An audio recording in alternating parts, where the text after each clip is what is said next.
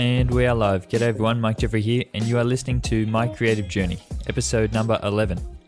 To all you new listeners out there, hello, and thank you so much for taking the time to stop by here today.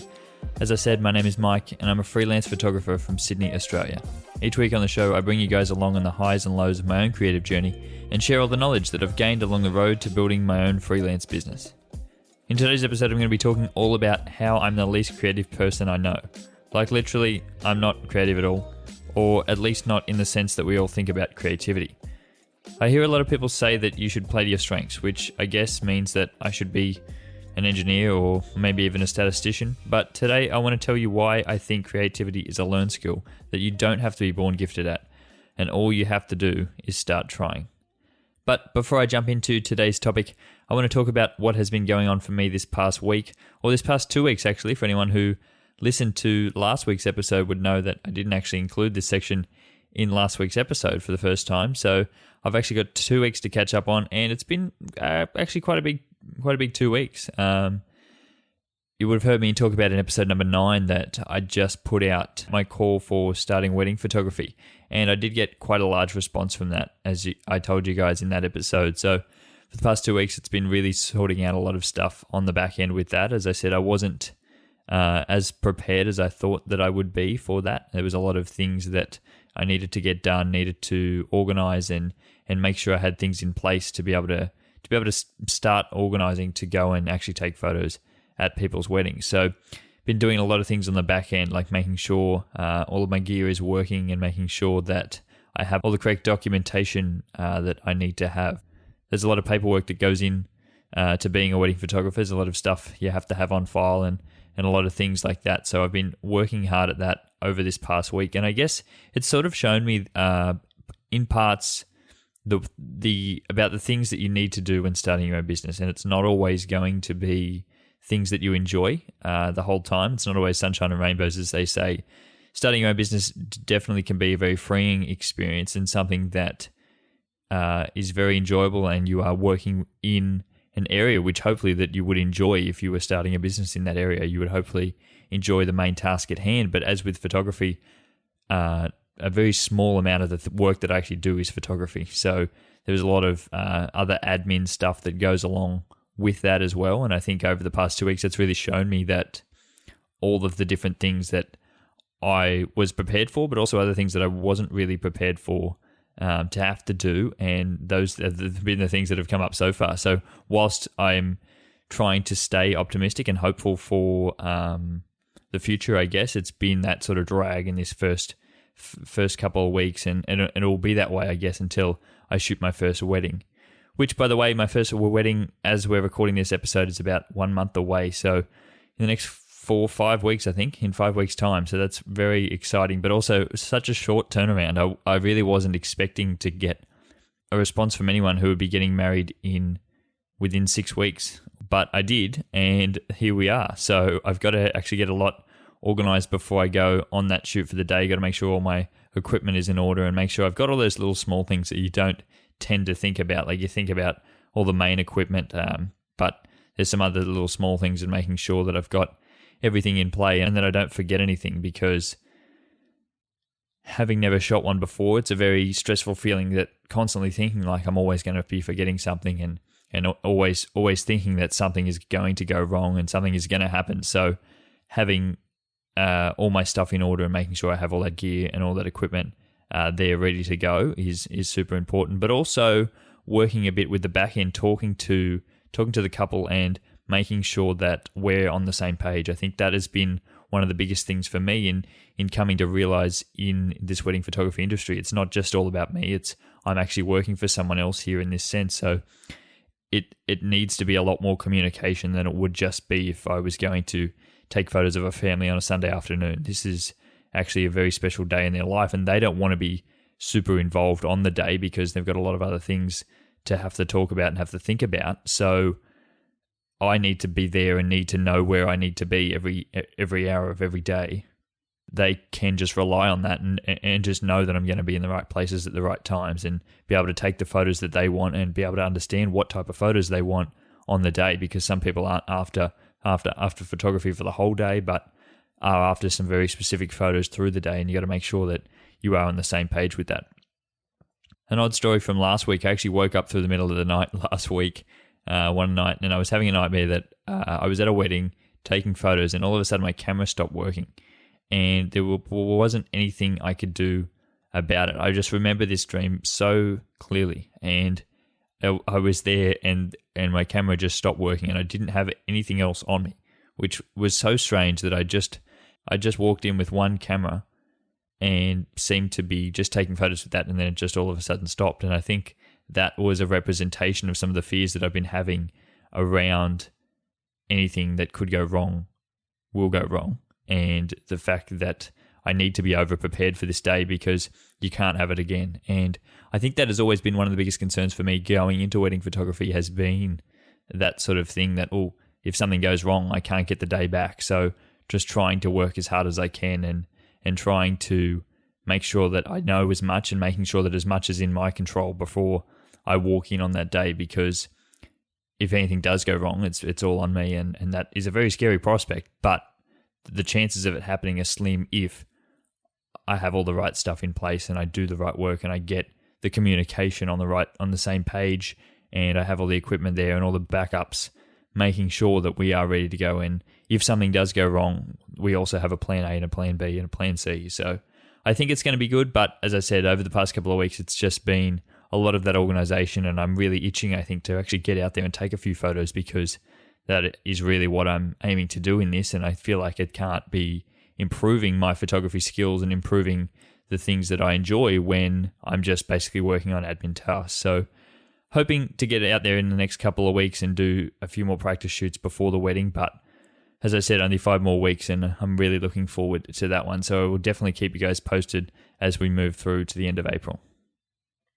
So that's probably all I wanted to speak on over the past couple of weeks. I've actually been doing quite a lot of work, and it's just been a real grind, I guess, and I don't really want to bore you guys with the details because there hasn't actually been a lot of work other than that headed my way. So I've been just hard at working in on those back-end tasks. But I just wanted to finish by touching on last week's episode, and I wanted to thank you guys for the support on that one. It was an episode that I had been really wanting to record ever since I started the podcast, and so I'm glad that I did get that one out there. It was one that, up until I released it on Monday, I was really questioning whether I probably should release it, and to that point, I thought that if I was questioning it so much, then it probably was a good thing that I should release it. And so I'm glad that I got that out there, and I'm glad that you guys have been able to hear that, and I hope that you've really been able to take something away from that, because that for me was really the story that I'm trying to tell, and I'm trying to tell here with this podcast, is that if I was able to be able to start anything, I think that anyone else can start anything as well. And I'm very grateful that I do have this platform to be able to talk to whoever is listening to this podcast. And so that will always be my aim continuing forward, to be able to try to inspire people to continue on journeys like I am on. But now I wanted to jump into today's topic, which, as you probably read and heard at the beginning of this episode, is all about how I am, or at least I think I am, the least creative person I know.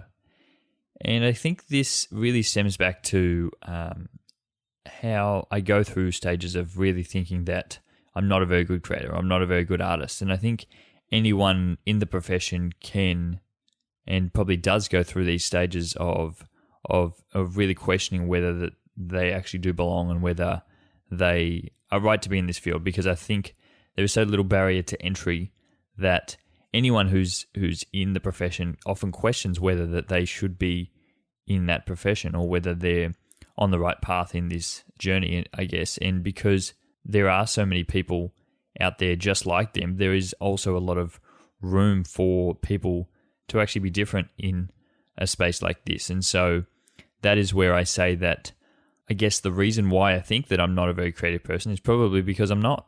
And I'm pretty happy to say that I actually do think that I'm not a very creative person, and I don't think that necessarily has to be a bad thing, and I don't think that's a negative thing. I think that's just a reflection on the fact that I don't think I am an overly creative person, but that doesn't say that I can't be skillful in other ways. I think what I lack in creativity, I make up for in resourcefulness, in motivation, in my ability to just learn new skills. And I think that can often be disguised as being creative. For me, it's sort of come to understanding that just because I can reproduce a particular type of art doesn't mean in itself that that is then creative. And I think I put that out there as a thought that I've had along the way, but I don't think that that necessarily has to be a bad thing.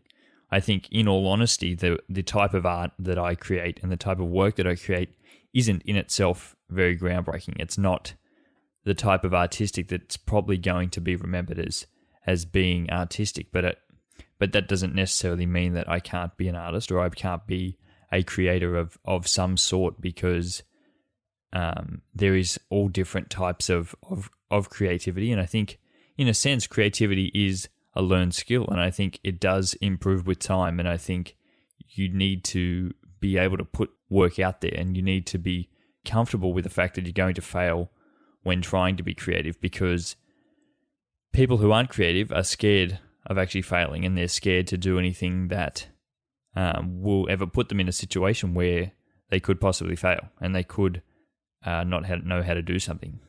I know that I'm a very methodical person, and I can sort of work through a problem, and I can sort of come up and recreate any sort of artwork that I have in front of me. So if I have an idea in my mind, I sort of can then jump to how I can produce it and how I can recreate that idea or that artwork that I've seen somewhere else or something like that. And I think that in itself is a skill, because it's sort of come to me and it's sort of grown in the things that I've learned over the years in trying to be an artist. It has really taught me to understand a lot of different things about how I can produce things. And it's not necessarily artistic in a way, because the ideas themselves are the parts that I struggle to actually come up with. And those are the things that I struggle to actually have an original idea, which I think in itself is a whole other thing that I could talk about, in the fact that I don't think anyone really ever has an original idea. I think any idea is just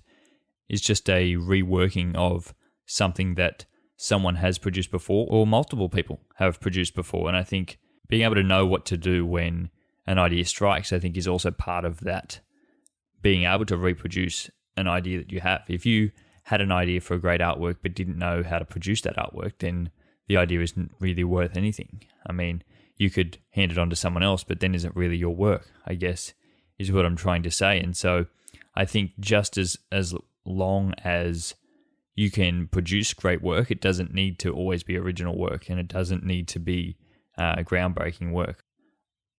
I find this quite a bit, I think, in type of photography work that I do at the moment, especially taking portraits and taking photos of other people.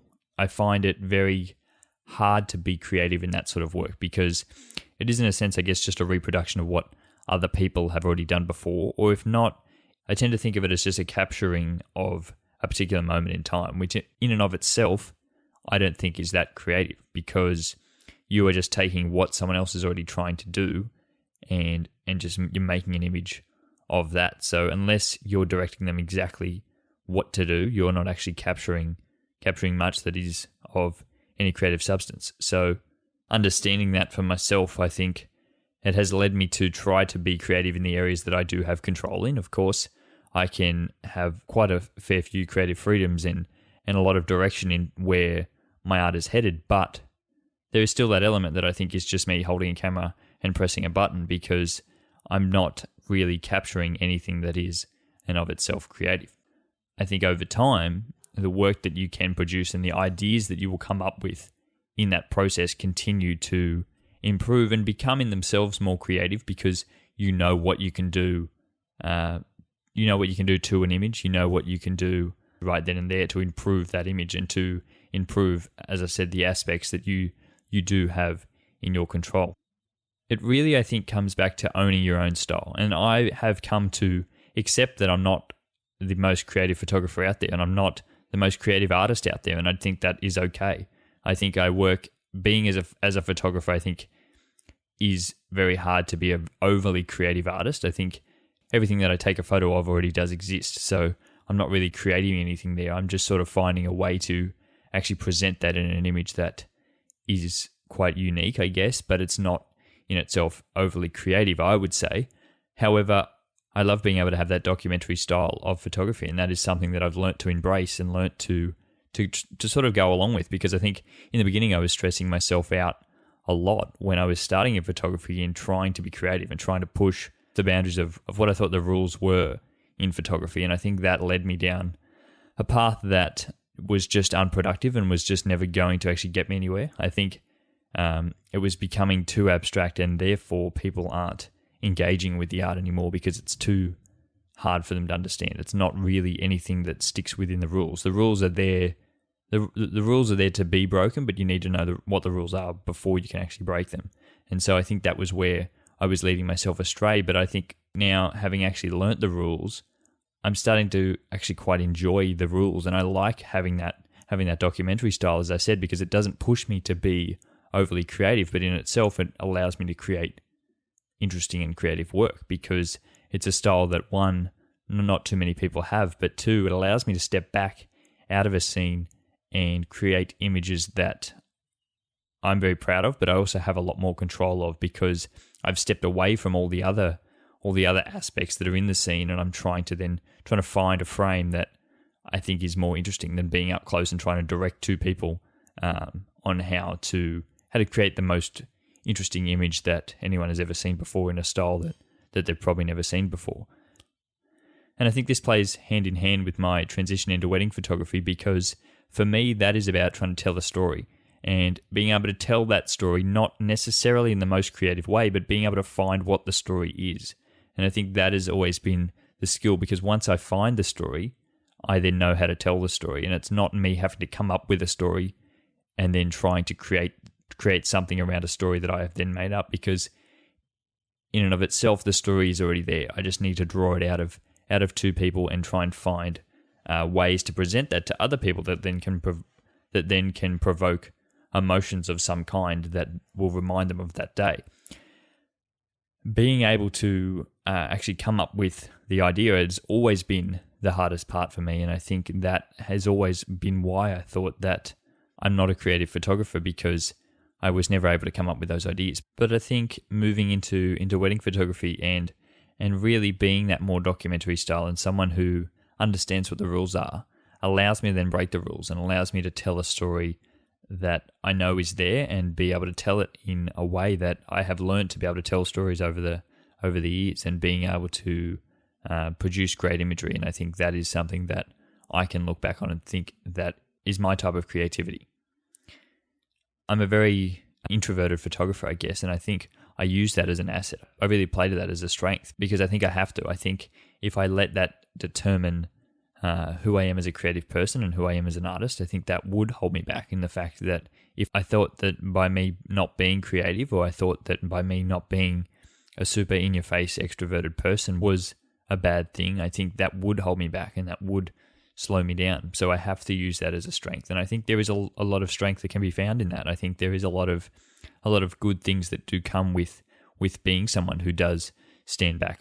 As an introverted person, I'm more likely to be standing back in that documentary style, but I'm then going to be able to create images that other people would not be able to create if they were way too busy trying to focus on always trying to get the most creative photos. I think I'm more likely to find something that is a lot more meaningful, because it's an actual moment that really happened, and I'm not trying to stage everything. I'm not trying to pose everything in a way that it has to be creative, because I think that does take away from some of the natural elements and some of the natural story that is at play.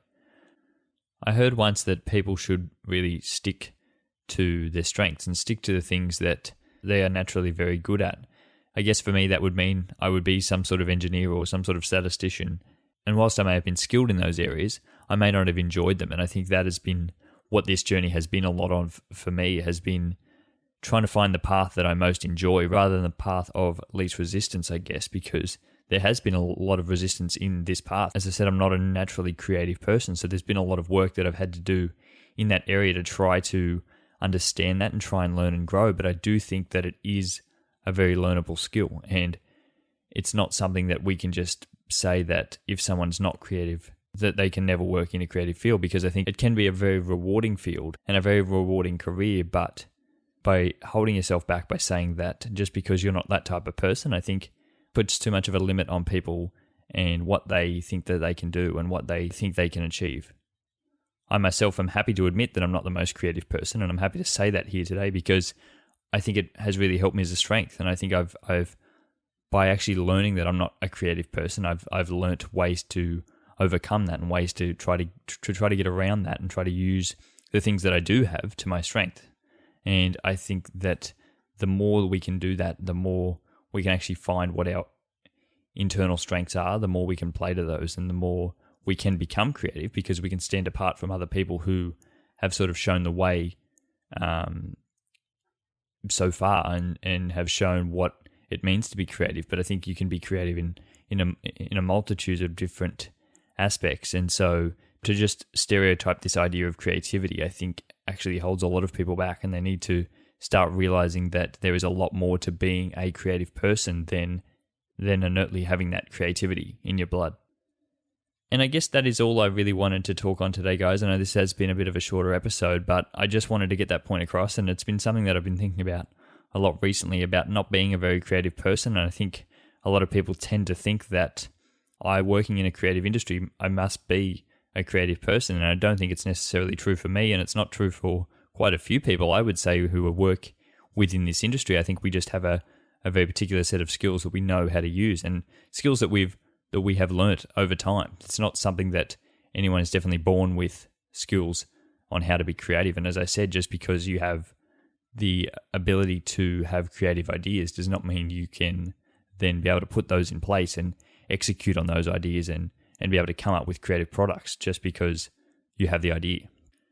And so if you can take something away from this episode today, it would be that creativity is a very learnable skill and something that you just have to start at, something that you have to be comfortable with the fact that you're probably going to fail in the beginning, but you have to be comfortable with failing because that's the way you learn to succeed, and that's the way you learn to be more creative, because the more you can fail, the more you can then learn to understand why you failed and why you did the wrong thing in that instance, and that can then help you project you forward in learning and really honing that creativity and that skill of being able to apply it in all different scenarios. And so if you're not comfortable with actually trying or starting something, you're never going to become a creative person, because if you're not comfortable to be able to put an idea out there, you're never going to know if it is creative or not, because you've never had the chance for that to actually be tested.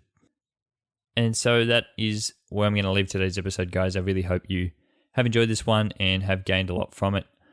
I just want to say a very quick thank you to everyone who is here and has been listening to all of these episodes. It really does mean a lot to me, and I really do appreciate it so much. And to think that we have come so far on these episodes and we're still continuing on, and I'm always really looking forward to being able to record these episodes on a Tuesday afternoon, and it's really become part of my routine now, and I'm really glad for that, because it has been a really great way for me to be able to get things out there in the world and get my own ideas out there and really speak about my own ideas. And I think in that way it's been very positive for me, but also being able to hear stories of how other people are really enjoying these episodes as well is really great, and I'm really glad that I've been able to contribute that into your week. So with that being said, I will speak to you guys again next Monday.